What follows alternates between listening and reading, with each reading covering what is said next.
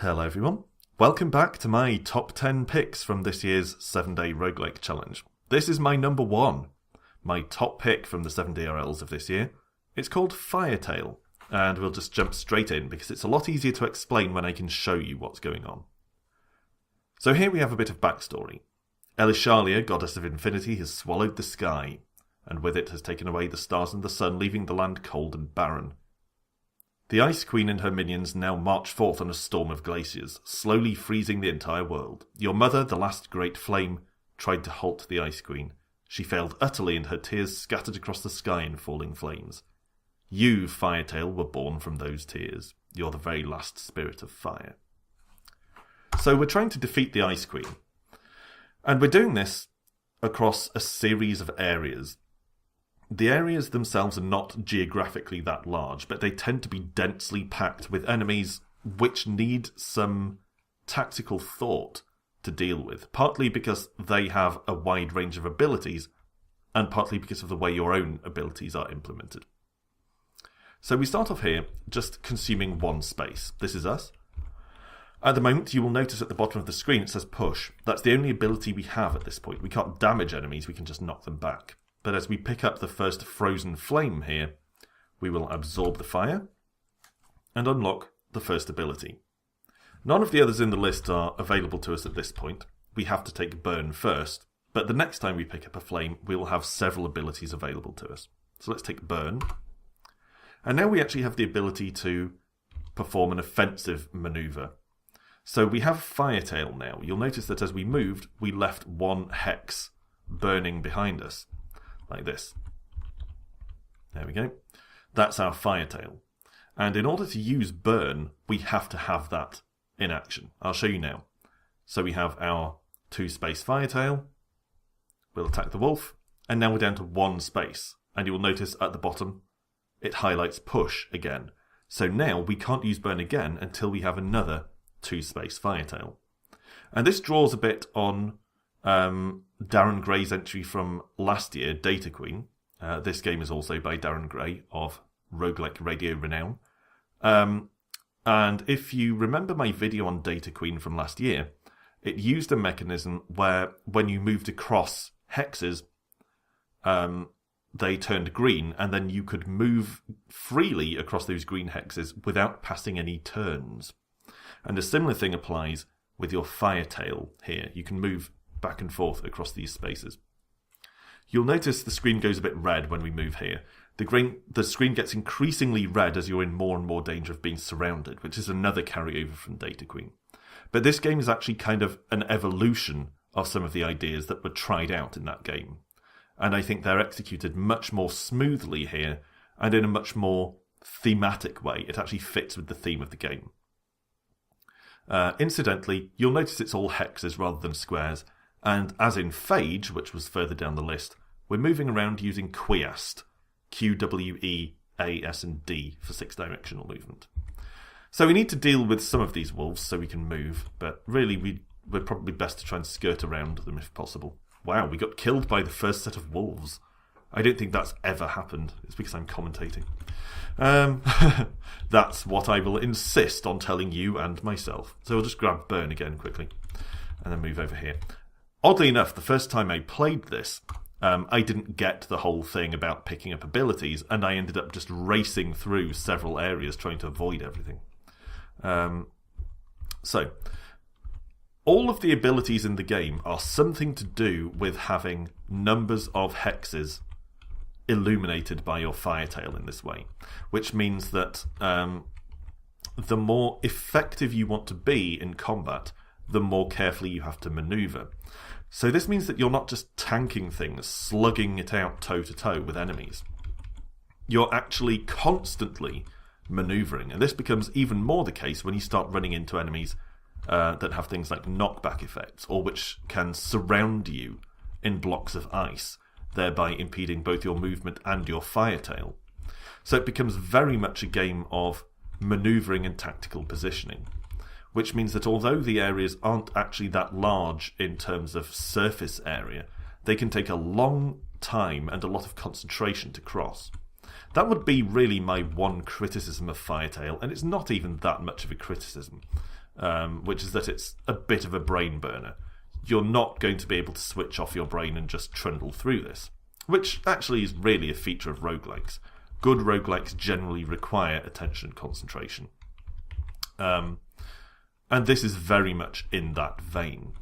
But it does have this simplicity of interface where everything comes down to movement. You don't have lots of abilities activated with lots of keys. It's all about how you move and where you stand. So we're going backwards here because we're chasing the Winter Witch here who's running away from us. She's the boss of this area. And if we can defeat her, then we'll actually get another flame which will extend our FireTail by 1 space and unlock a new ability for us. But she does keep summoning more and more enemies. And we're in a position here where we're starting to be in danger of being surrounded, so we'll have to maneuver out. And I think at this point, it's probably prudent to try and actually avoid getting too bogged down in fighting the enemies and try instead just to get to the witch. If we can maneuver around, but she keeps hiding behind this ice here. There we go. Now we can keep trying to damage her. There we go. Grab this flame. And now we have several choices.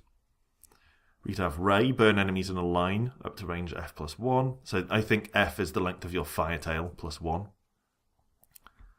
+1. Star Ray, burn F lines up to range F -1, and so on and so on. I've used Breath before.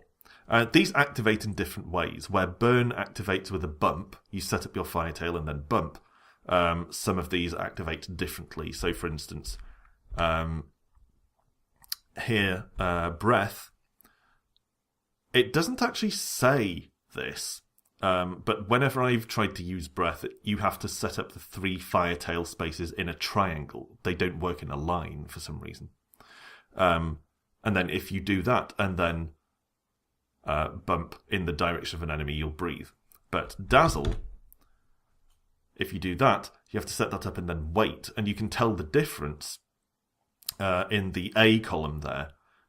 Most of the abilities have A next to them. Some of them have S next to them. And as it notes at the top there, A means it's activated by attacking, so bump to attack. S means you wait, you skip a turn to activate it. So Dazzle is one of those. But I quite like Breath, so I'm going to go with that, and then we'll move on. So I'm up to 3 space FireTail here, and you can see at the bottom Breath is now illuminated. So if I now bump, let's bump upwards, there goes my Breath. Saw my little cone of fiery halitosis there. Okay, so let's try and get out from this ice, because we're done here. We don't need to do anything else. There are no experience points. You gain abilities entirely by killing off the bosses and taking them from the absorbed flames. And I don't want to show you too much more of the game, but it does become very challenging. There's a part of the game, the Titan King and his army of minion titans, which I haven't been able to get past so far, and I gather that is quite a common sticking point. So it does become very challenging, but it's a great game, really well designed. In some places like the Titan army, the balance is arguably a little bit off. But it's really well designed, really innovative, and it takes some of the ideas I liked in Data Queen from last year and implements them in a way that is both more thematic, so it actually makes more sense in terms of the game world, and also just feels more natural and organic to play. And I love the way you have to set up the positioning of your FireTail in order to trigger abilities. That's a really interesting idea, and I'm very impressed to see something like that executed this well in just 7 days. So, this is my number 1 pick, my top 7-day roguelike from this year's 7DRL challenge. It's called FireTail. As always, I will put a link to the game below for you to check it out for yourself if you're so inclined. Thanks for watching, everyone. I hope this list has been of some use or at least interest to you. There have been some great games in this year's 7DRL challenge, and I've really enjoyed playing a great many of them. There are several others which are worth attention. Well, many others which are worth attention. But I had to cut it down to a top 10. But like last year, I will probably do a few honourable mentions. But I won't do one video each. I'll do maybe 3 or 4 games per video, because I have 6 to 8, I'd say, other games which are worth playing but too flawed to have made it into the top 10.